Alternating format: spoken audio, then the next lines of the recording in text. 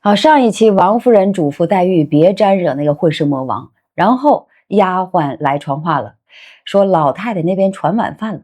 接下来这段曹雪芹不写人写规矩，您会看见荣国府一顿晚饭怎么吃的，谁捧饭，谁安住，谁进羹，那么黛玉坐在哪个位置，饭后怎么漱口，怎么灌手，怎么喝茶。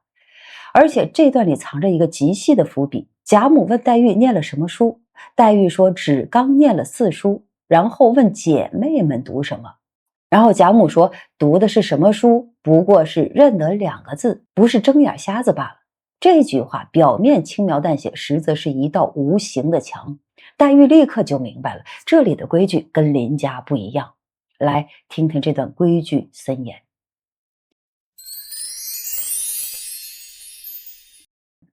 只见一个丫鬟来回，老太太那边传晚饭了。王夫人忙携着黛玉从后房门由后廊往西出了角门，是一条南北宽夹道，南边是倒座3间的小小抱厦厅，北边立着一个粉油大影壁，后有一半大门，小小一所房室。王夫人笑指向黛玉说道：这是你凤姐姐的屋子，回来你好往这里找她来，少什么东西你只管和她说就是了。这院门上也有4、5个才总角的小厮，都垂手侍立。王夫人遂携黛玉穿过一个东西穿堂，便是贾母的后院了。于是进入后房门，已有多人在此伺候。见王夫人来了，方安设桌椅，贾珠之妻李氏捧饭，熙凤安住，王夫人进羹。贾母正面榻上独坐，两边4张空椅，熙凤忙拉了黛玉在左边第1张椅子上坐了。黛玉十分推让，贾母笑道：你舅母你嫂子们不在这里吃饭，你是客，原应如此做的。黛玉方告了座，坐了。贾母命王夫人坐了，迎春姊妹3个告了座，方上来。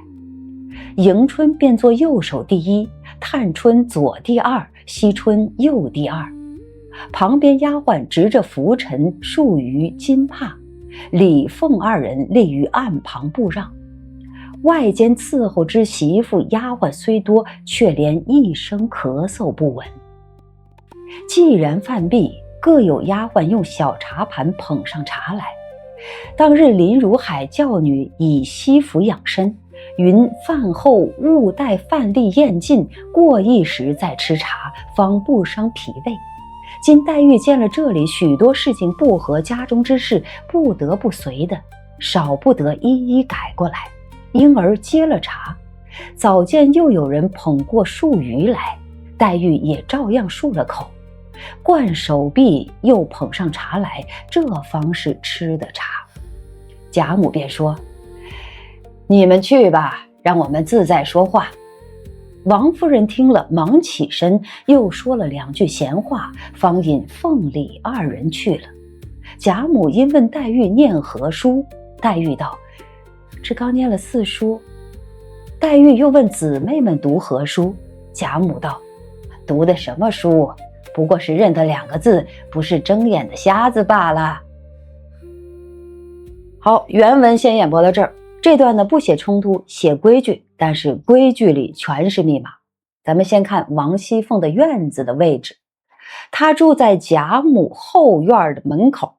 王夫人带着黛玉去贾母处，特意指点说这是你凤姐姐的屋子，回来你好往这里来找她。脂砚斋在此处批了，叫阿凤居处。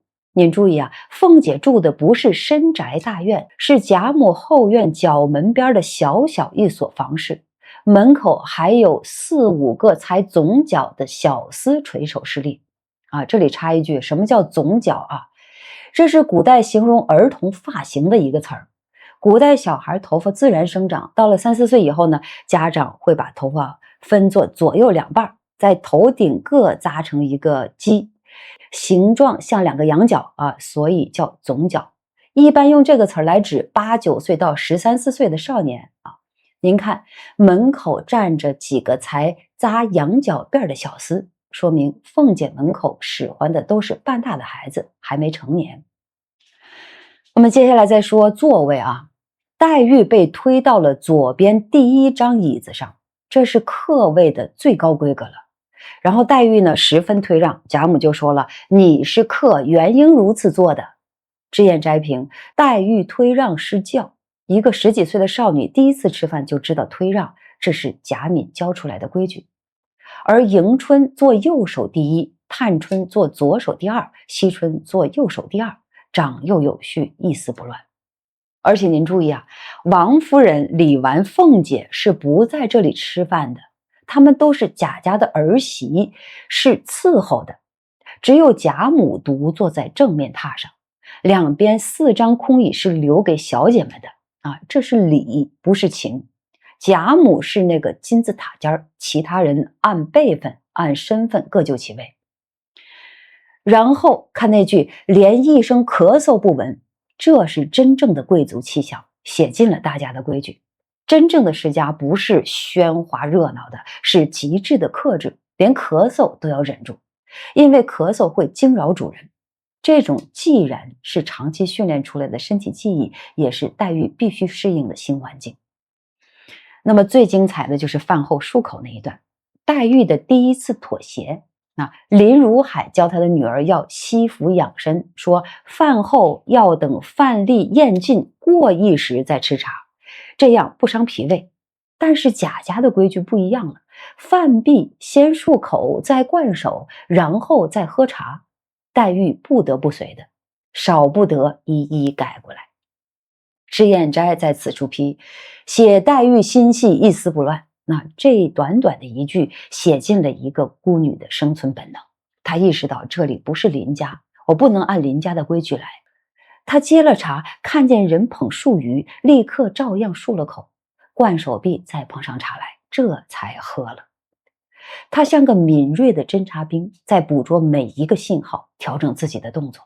这种敏感是她作为寄人篱下者的保护色。那么最后看贾母问书啊，这是全书最细致的一道心理门槛。贾母问念何书呢？黛玉说只刚念了4书。然后黛玉又问姊妹们读什么？贾母说读的什么书啊？不过是认得2个字，不是睁眼瞎罢了。这句话表面轻描淡写，实则是一道无形的墙。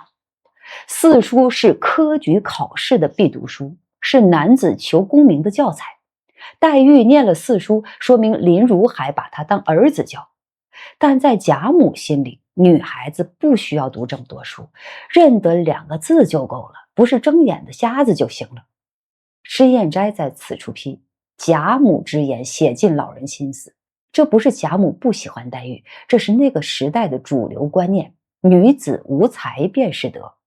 那么黛玉来自书香门第，父亲把她当男孩子养，但是贾府是中鼎之家，重礼仪轻女学，10几岁的黛玉立刻就意识到了差距。